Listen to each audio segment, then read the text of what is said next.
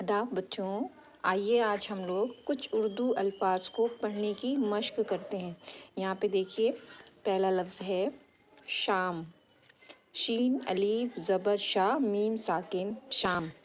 اس کے بعد دیکھیے صاحب، صاحب صاد الف زبر سا ہے بے زیر ہب صاحب۔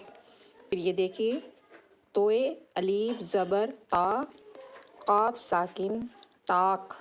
یہ دیکھیے ظرف، زوئے رے پہ زبر ظرف۔